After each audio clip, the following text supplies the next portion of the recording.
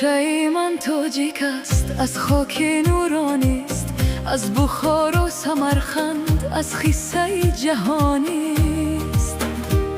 از رودکی صدا، از نخستین شعر جان، از دل تاریخم آتشی جاویدان.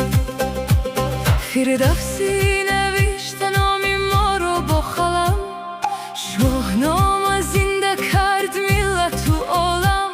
از ابن سینا البخار در خون، از نور دانش شده معروفی جهان.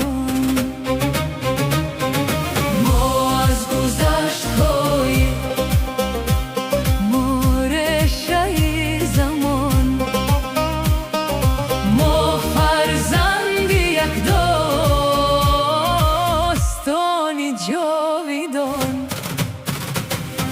ریشه من تاجیک است، افتخاری من است، از کوروش تا سامانی تاریخی من است. در رگ من جاری است نور هزار سال، من تاجیکم زندم یک جهانی بود.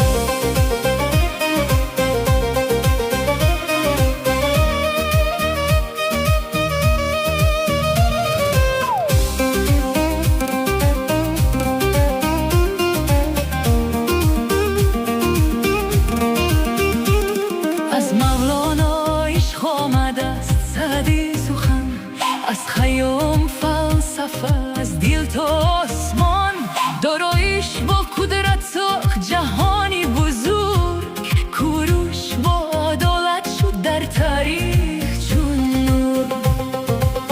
از سامانی دوباره نام نیاگان زنده شد، ما زنده کردیم یک تمدنی آزاد شد. از حافظ و نظامی نغمه دل نواز، هر بیت یک جهان، هر نفس یک راز. ما از گذشت داریم ما رشته زمان، ما فرزند یک داستان جاویدان. ریشه من تاجیک است، افتخاری من است، از کوروش تا سامانی تاریخی من است. در رگ من جاری است نوری هزار سال، من تاجیکم زندم یک جهانی بود. از زردشت تا امروز آتشمان روشن است، از هر ذره خاک تاریخمان روشن است.